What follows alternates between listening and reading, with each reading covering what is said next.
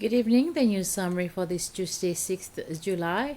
In view of rising domestic and external debt, new IMF macroeconomic reforms are expected to be announced tomorrow. The Secretary of State in the Ministry of Finance, Economic Planning and Trade, Patrick Payet, made this announcement during a press conference at the central bank this morning.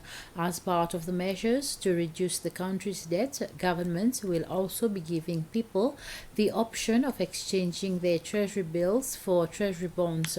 Holders of treasury bills of 6 months and 1 year will have the option of converting those bills into treasury bonds, which will mature in either 2, 3, 5, or 7 years. The target is to convert 1.5 billion rupees of treasury bills into treasury bonds as part of the government's efforts to better manage its domestic debt. During the COVID-19 pandemic, some services of the Ministry of Health have been affected. They are surgeries, overseas treatments, chronic illnesses, emergencies, and dental services. The Minister for Health, Peggy Vidot, made this statement in the National Assembly today. Minister Vidot was answering a private notice question by the Leader of the Opposition, Sébastien Pillet. Minister Vidot urged all patients who are following specialized treatment to contact the health centers in the event of emergencies. She said all services will go back to normal as the COVID-19 situation improves.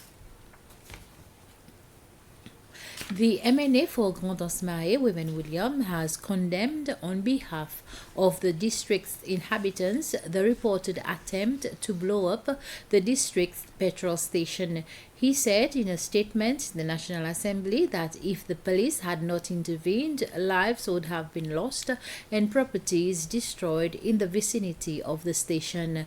2 men are in police custody and have appeared in court linked to the reported attempt. Mr. William had wanted to question the Minister for Internal Affairs, Errol Fonseca, and the Commissioner of Police, Ted Babe, on the issue, but the Speaker did not permit it as it is already a police and a court case.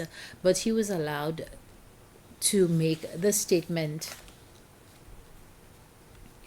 The United Nations Office on Drugs and Crime, UNODC, is conducting a seminar for local partners joining the fight against human trafficking.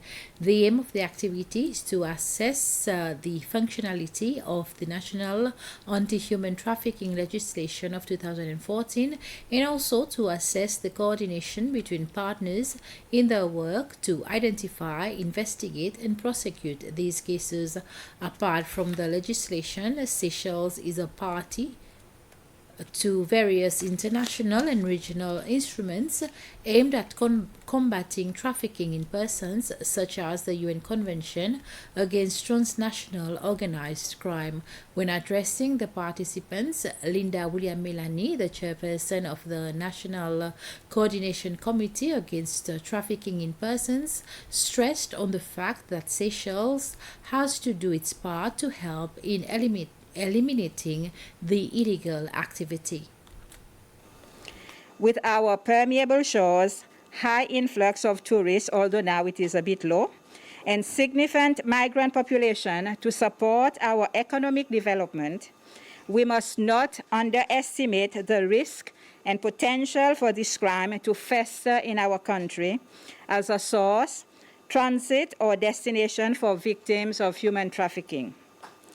We must recognize the risk of increased possibility of child sexual trafficking through the social media that has become a lucrative source of attracting unsuspected child victims. That Seychelles enacted the Prohibition Against Trafficking in Persons Act 2014, under which we have managed to successfully prosecute several cases of trafficking in persons since 2016. However, enacting legislation alone does not suffice. There is a need to test the effectiveness of this legislation, and in so doing, continuously enhance the capacity of law enforcement officers, prosecutors, and the judiciary. That's the end of this news summary. Join my colleague Pierrette Confiance at 8 for the news bulletin in Creole. Have a pleasant evening.